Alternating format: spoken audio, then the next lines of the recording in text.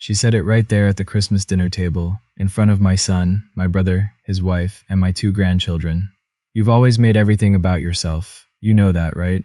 You are the most selfish man I have ever met in my life. I set down my fork.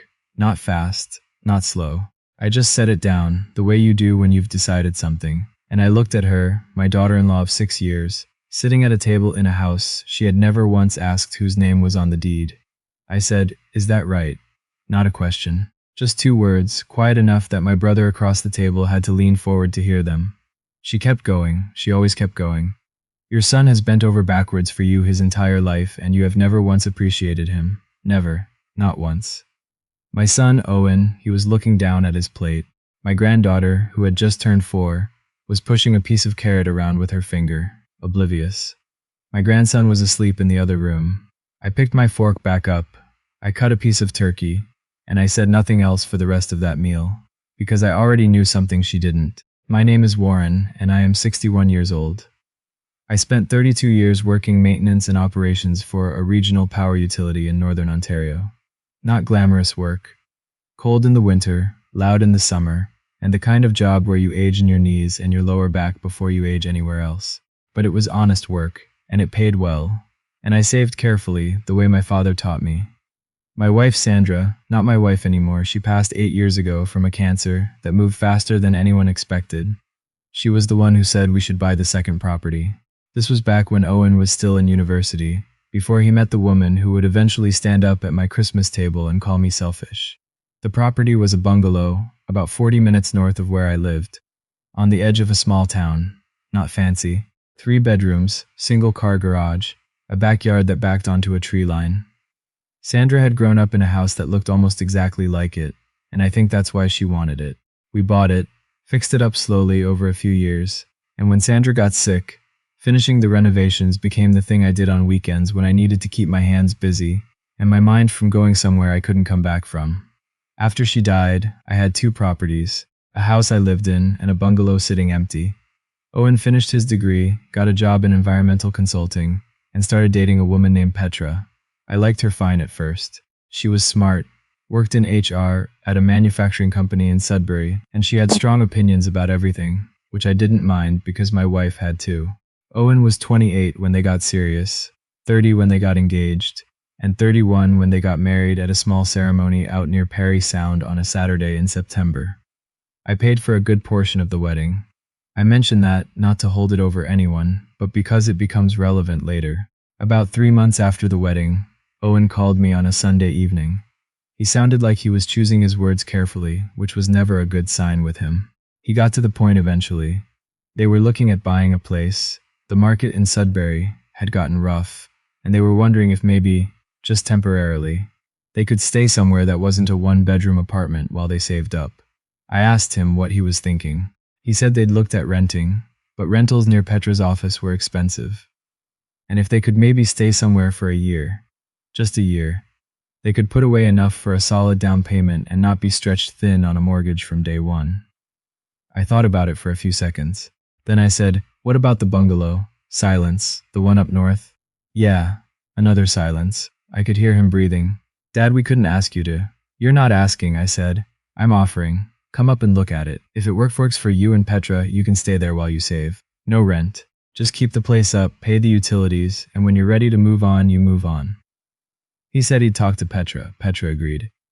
They moved in that November. The first year was mostly fine. I visited maybe once a month, sometimes less. I didn't want to hover. Sandra always said that the worst thing a parent could do was make a grown child feel watched, and I tried to hold on to that. I had a key, obviously. It was my property, but I always called ahead. I always gave notice. I was careful about it. Petra worked from home 2 days a week, and she'd started redecorating almost immediately. That was fine. I wanted them to feel comfortable there. She painted the living room a dark sage green, which wasn't my taste, but it was a good color. She bought new curtains for the kitchen. She put up shelves in the spare bedroom and started talking about turning it into a home office. The small things started in the second year. It wasn't dramatic at first. I came up one Saturday in March to fix a slow drain in the bathroom. I'd offered, it wasn't an intrusion, and when I finished, I went to put the plunger back under the sink and found that all the cleaning supplies I'd left there had been moved out to the garage. Fine. Reorganizing. People do that. A couple months later, I mentioned, casually, that the eave screws on the north side were starting to pull away from the fascia, and I'd brought my ladder up to check them. Petra said, very politely, that she'd prefer if I gave more notice before coming onto the property. I reminded her, also politely, that I had texted Owen the night before. She said she thought next time it would be better to discuss any maintenance visits in advance, as a household. As a household. I nodded. I said I understood. Owen called me a few days later and apologized in that careful way he had. He said Petra just liked knowing when people were coming. I said I got it.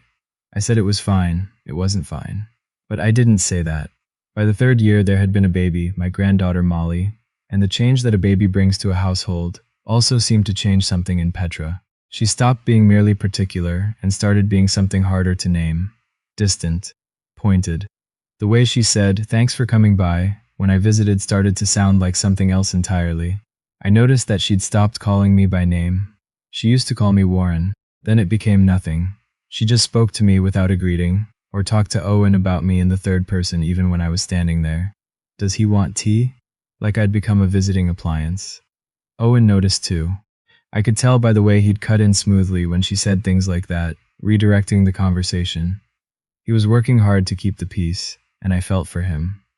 I also thought someone should be saying something directly, and I was starting to feel like that someone was me. But I waited. I'm not sure why, exactly. Pride, maybe. Or the hope that it would sort itself out. Or some older instinct that said, you don't blow up a family situation until you're sure. You watch. You give people time to show you who they really are. Petra showed me. She just needed the right occasion. We'd always done Christmas at my brother's place.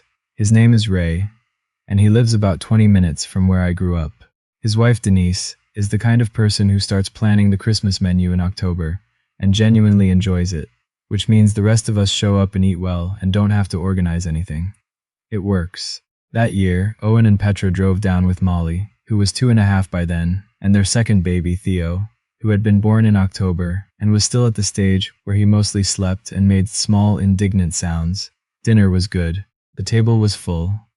Ray's kids were there with their partners. Denise's mother was visiting from Windsor. There were maybe 11 people total. It was loud and warm, and Molly kept trying to give pieces of her dinner roll to the dog, and for a few hours, everything felt like it used to. Then Petra had some wine. She wasn't drunk. I want to be clear about that. This wasn't a situation where she lost control and said something she didn't mean. Petra was one of those people who got more precise when she drank, not less.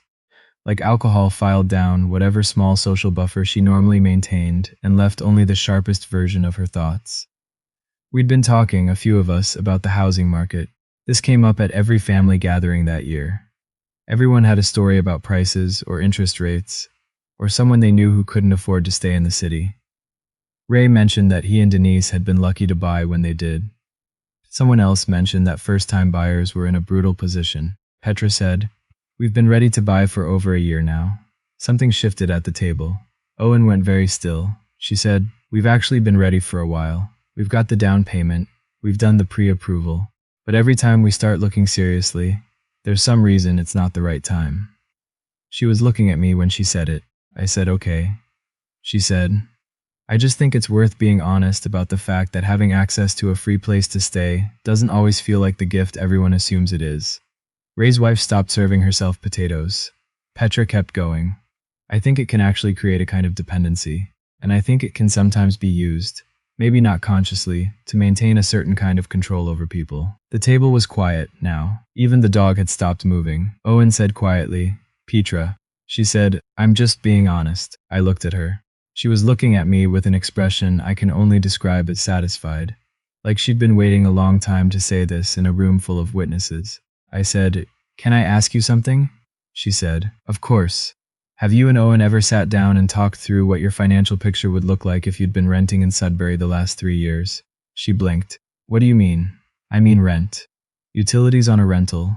No property tax. No maintenance. What do you think you would have paid?" She said. "I don't see what that has to do with." "Average 2-bedroom in that area runs around $2,100 a month," I said. "Let's call it $2,000, to be conservative.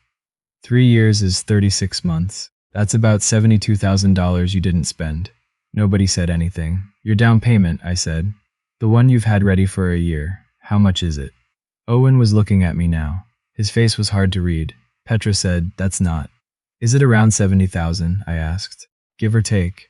She didn't answer. "So what you have saved," I said, "is approximately the amount of money you didn't have to spend on rent. Because you have been living for 3 years in a house you don't own, on a property you have never once asked whose name is on." The silence that followed was the longest I can remember at a table. Then Petra said, flatly, "It's Owen's." I let that sit for a moment. "Owen," I said, "whose name is on the title to the bungalow?" Owen closed his eyes briefly. Then he said, "Yours, Dad." Petra turned to look at him. "What? It's always been his," Owen said. "I thought you knew that," she said. "You told me," and then stopped. "I told you my dad was letting us stay there," Owen said carefully. "I never said it was ours."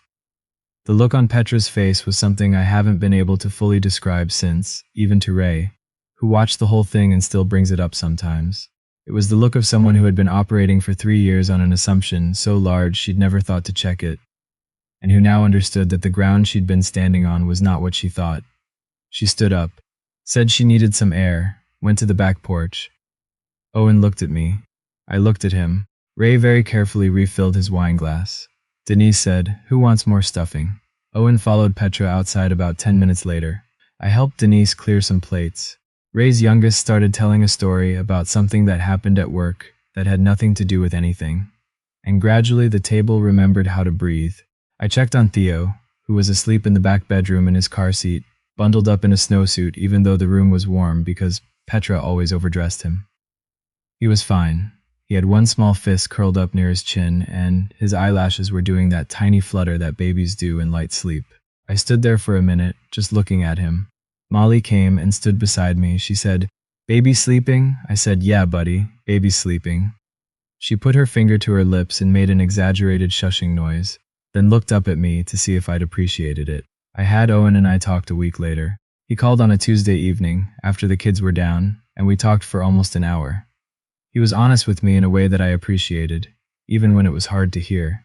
He said that Petra had genuinely believed, for a long time, that the bungalow was either his or would eventually become his. He wasn't sure exactly how that impression had formed. He thought maybe he'd said something early on that she'd taken a different way than he'd meant it. Or maybe she'd just decided it, and neither of them had ever thought to surface it. He said he was sorry, not in a performed way. In the way of someone who had been thinking about it for a week and had figured out exactly what he was sorry for and was saying it precisely.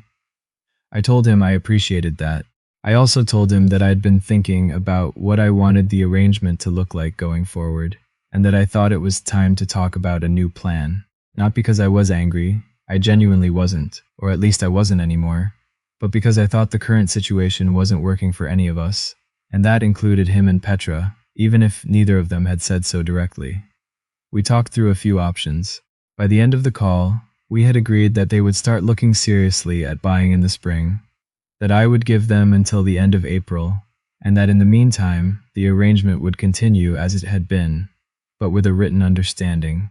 Just something simple, drafted and signed, so that everyone was clear on what was what. Owen said he thought that was fair. He also said, "She was wrong to say what she said, in front of everyone. She knows that." I said I knew. He said, "Are you okay, Dad?" I thought about that for a second.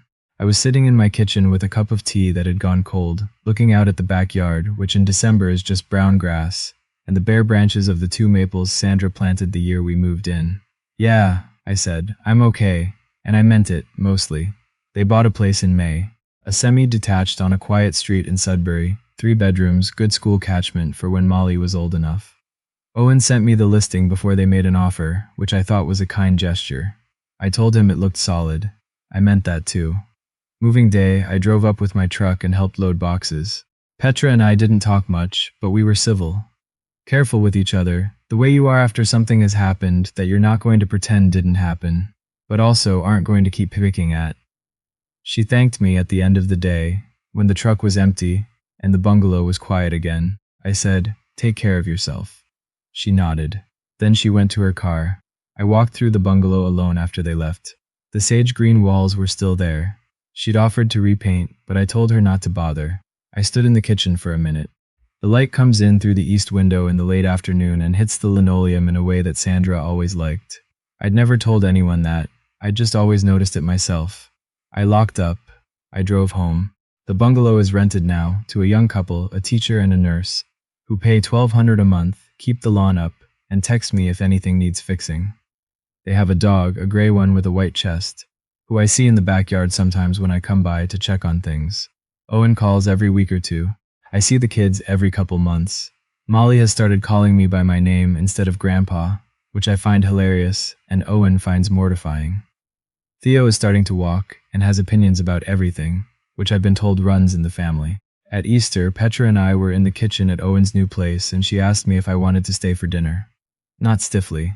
Just normally, the way you ask someone. I said sure. We had chicken, and Molly spilled her juice twice, and Theo threw a piece of bread across the table and looked extremely pleased with himself.